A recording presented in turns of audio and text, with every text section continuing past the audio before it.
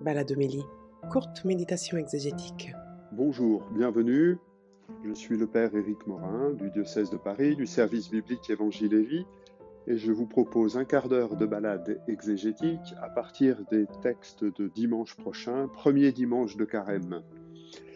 C'est une liturgie qui va nous inviter à fréquenter la parole de Dieu, mais aussi à l'interpréter.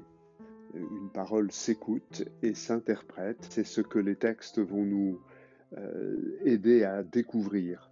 Tout d'abord, dans le livre de la Genèse, où nous avons des extraits des chapitres 2 et 3, ce deuxième récit de la création, qui nous raconte comment l'être humain a été créé par Dieu en étant modelé de la terre, hein, et puis comment Dieu, pour permettre à cet être humain d'être vraiment humain dans une relation d'alliance avec lui, lui donne cette première parole, tu ne mangeras pas le fruit de l'arbre de la connaissance du bien et du mal.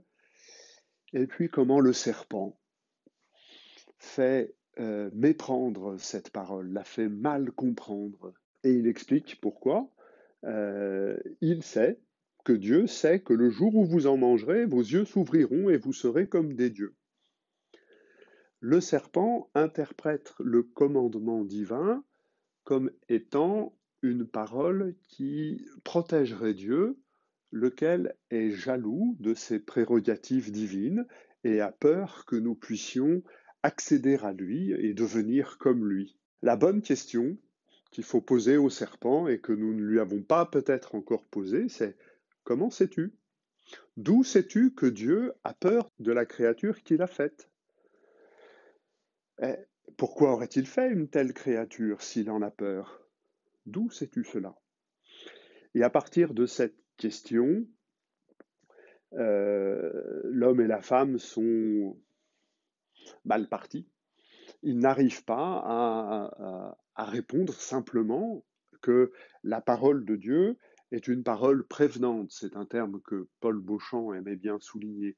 La parole de Dieu prévient, elle ouvre l'avenir, elle dit ce qu'il convient de ce qui va advenir. Et le serpent la transforme en un commandement sévère, rigoureux. Au fond, la question est celle du souffle avec lequel la parole divine est répétée. Ah, vraiment, nous ne mangerons pas le fruit de la connaissance du bien et du mal. C'est une bonne chose que nous ne le prenions pas, le fruit de cet arbre, parce que c'est Dieu qui va nous le donner, c'est Dieu qui va nous apprendre ce qu'est le bien et ce qu'est le mal. Comme le disait Xavier Thévenot, l'interdit est un espace pour dire, et Dieu ne se réserve rien, il veut nous le révéler dans une relation qui déjà est définie comme une relation d'alliance. Autre manière de dire, ah, vraiment Dieu nous a interdit de prendre le fruit de l'arbre de la connaissance du bien et du mal. Et voilà, tout est une question de souffle, tout est une question d'interprétation. Comment portons-nous cette parole? Le commandement divin est donné pour que nous soyons plus humains, que nous ne soyons pas tout seuls, que nous puissions vivre avec d'autres. Nous pouvons tout manger, mais pas tout. Et c'est la condition requise pour que nous ne soyons pas seuls. Si l'homme mange tout, quelle place y aura-t-il pour d'autres humains, pour d'autres individus? La parole de Dieu est une bonne parole, prévenante, qui ouvre l'avenir, à nous de savoir l'interpréter sans écouter le serpent.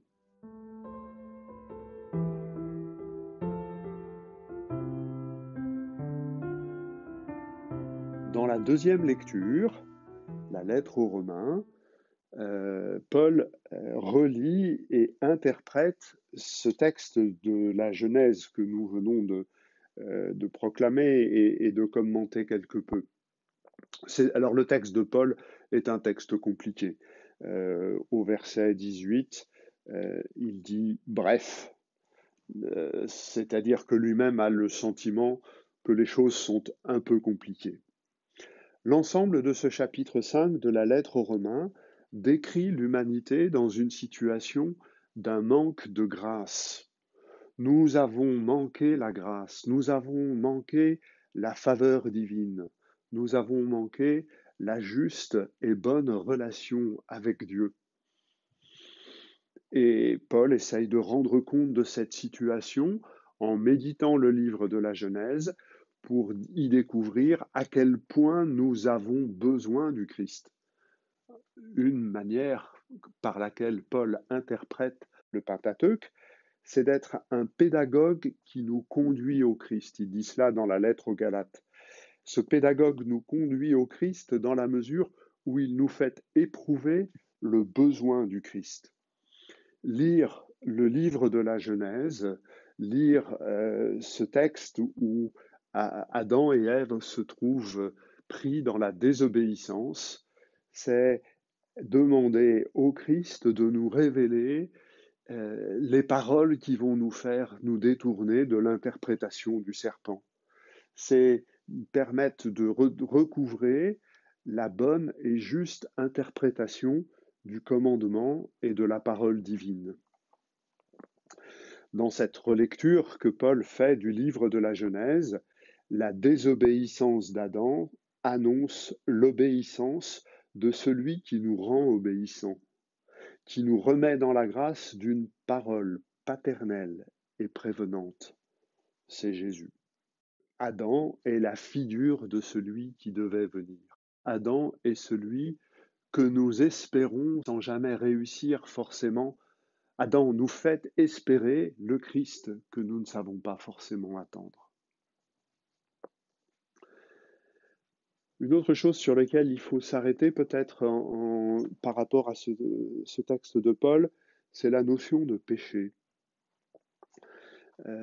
Cette notion de péché, dans les langues bibliques, définit le fait de manquer la cible, de passer à côté.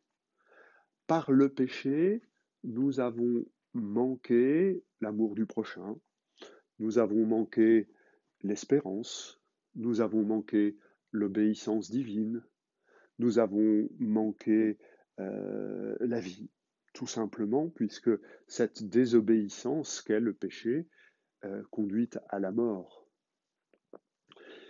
Le péché introduit un manque. Et le premier manque qui nous est donné dans le livre de la Genèse, c'est que c'est Dieu, c'est l'homme qui manque à Dieu. Après la désobéissance d'Adam et Ève, Dieu descend au jardin pour rencontrer sa créature et bavarder avec elle. Pourquoi l'aurait-il fait sinon? Eh bien, l'homme et la femme se sont cachés parce qu'ils ont peur de leur nudité. Ainsi donc, le premier manque qu'introduit le péché dans la relation entre Dieu et l'homme, ce premier manque, c'est que nous manquons à Dieu. Il cherche sa créature et ne la trouve pas. Et c'est en envoyant son Fils qui, dans son obéissance, va venir nous chercher et nous permettre de retrouver la grâce et de retrouver la gracieuse relation avec Dieu. Il y a donc quelque chose de surabondant dans le plan divin. Là où nous lui manquons, il aurait pu nous laisser tomber, mais dans sa surabondance de fidélité et d'amour, il vient nous chercher. Là où le péché a abondé, paradoxalement, la grâce a surabondé. Alors ça ne nous donne pas le droit de faire ce que nous voulons. Le chapitre qui suit, le chapitre 6e de la lettre aux Romains, va poser la question en disant, alors, puisqu'on est sous la grâce, puisque là où le péché abonde, la grâce surabonde, commettons des péchés, il y aura plus de grâce. La réponse est non, très clairement, quoi que nous en ayons pu penser.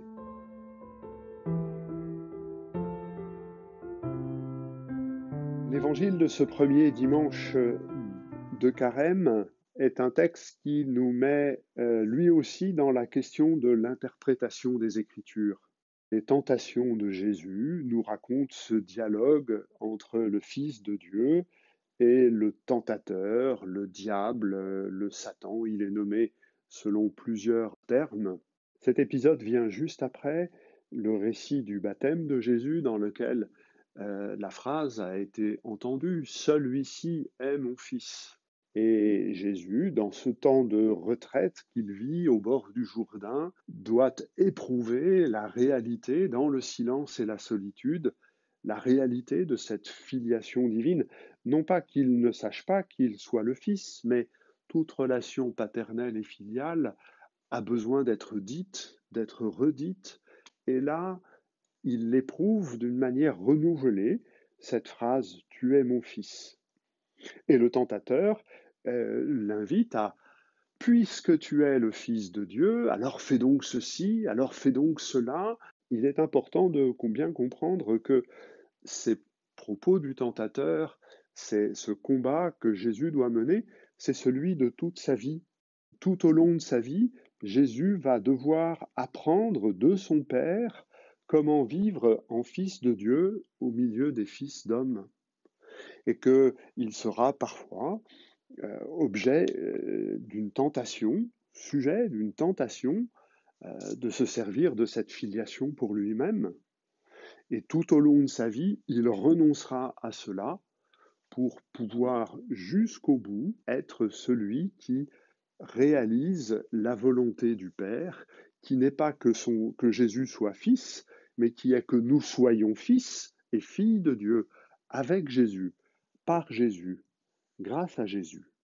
La loi est donc là pour apprendre à Jésus, fils de Dieu, comment vivre au milieu des fils d'hommes afin de les faire accéder eux aussi à la filiation divine.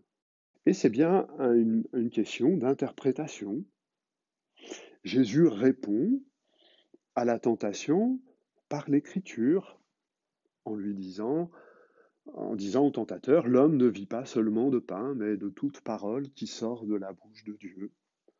Cette phrase prononcée après le rappel du récit de la manne dans le livre du Deutéronome dit, voilà, je t'ai donné la manne, un pain pauvre et humble, afin que tu apprennes que ce n'est pas seulement le pain qui nourrit, mais la parole de Dieu.